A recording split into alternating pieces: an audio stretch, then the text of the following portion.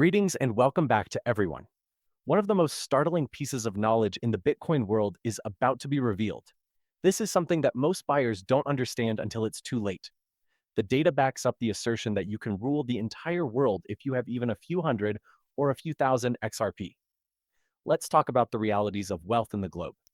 To gain a deeper comprehension of the reasons why your XRP position is far more stable than it seems, you must go outside of the cryptocurrency bubble and try to look at the real world where most people live.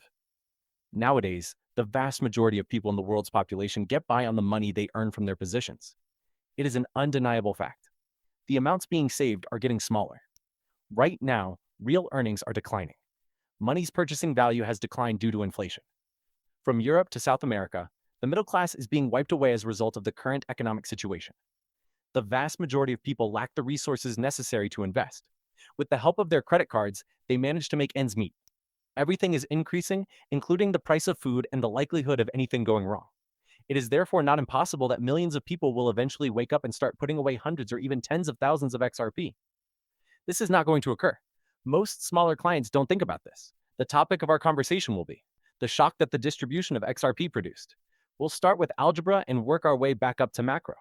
This is because owning 1,300 XRP puts you in the top 10% of holders, according to the XRP ledgers.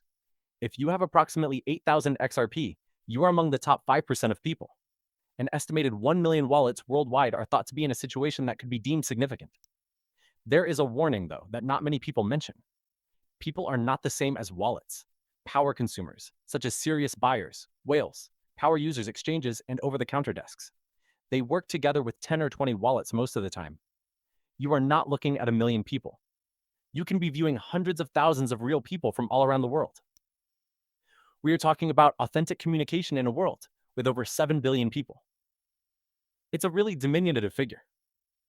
One of the most misinterpreted truths about cryptocurrency is this. Even if you simply have a small quantity, people frequently make mistakes.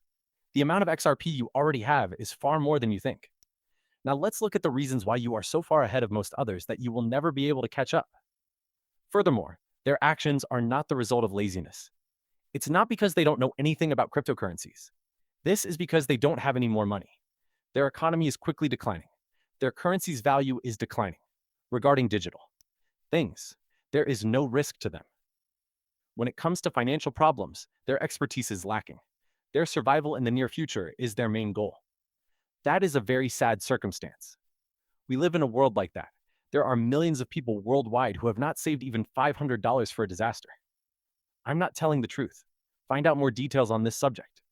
Give it a once finished. In what way do they want to acquire 2,000, 5,000, or 10,000 XRP? Never ELO now. Large holders, on the other hand, build up during times of calm, uncertainty, and anxiety.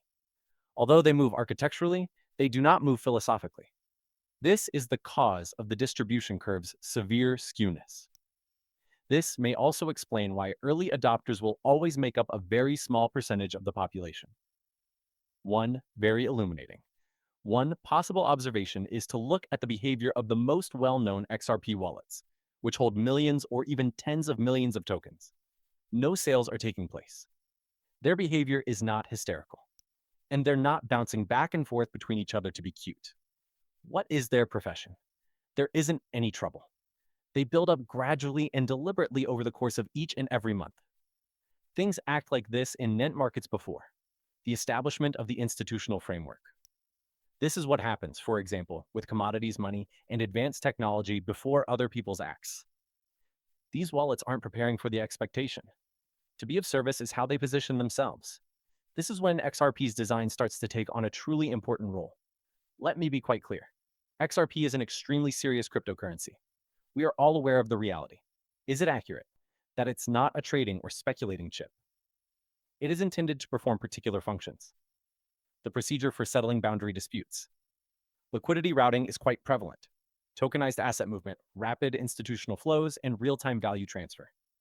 We have now reached the main event. Events are already moving in this direction. Digital technology is being used by payment networks, banks, governments, and settlement companies. Rails, tokenization is not something that should be put off until later.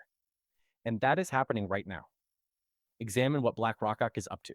Tokenization is occurring in the commodities market. the bond market, the treasury market, the real estate industry, and even in the settlement of business transactions. Rapid progress is being made in the process of improving the global banking system. In a system that undergoes fast change when resources are, they are no longer regarded as investments since they were built with that goal in mind. Rather, they are seen as infrastructure. This is the moment when XRP starts to matter. But things start to get a little more interesting. The bulk of people now assume that there is a significant number of XRP when they look at its quantity. No trouble at all. Simply said, that is not acceptable. Hey, table response. Could you tell me more about that? Only a comparatively small amount of the true supply is available because long-term users are hoarding it. These days, the exchange has less bounces. The over-the-counter desk reports that inventory is declining. Utility-based demand is slowly beginning to rise after Ripple was able to curtail the amount of programmatic selling that was occurring. Consider this question as you view the following picture. Consider the implications of big banks starting to use XRP in their operations. The scale of the tokenized flow rises in tandem with the growth of liquidity routes. The float won't even slightly decrease when your exchanged or regulated funds start to absorb the whole supply, as is currently the case. The float falls apart entirely. This is the factor that most people don't think about enough. There is no long-term development of supply shortages. They happen really quickly. All that is required to enter the exchange-traded fund ETF market is a single noteworthy change in demand, or the entry of a big participant. We have learned that BlackRock and Fidelity are planning an XRP exchange-traded fund. Furthermore, the statistics pertaining to a number of my films have previously been shown to you. The live webcast will cover each of these subjects. We currently have 4 active exchange-traded funds. They are in charge of delivering $45 million to the market every day. The over-the-counter desk is losing money because of all that money. What do you do if over-the-counter drugs are no longer accessible? Where should such a substantial amount of money be sent?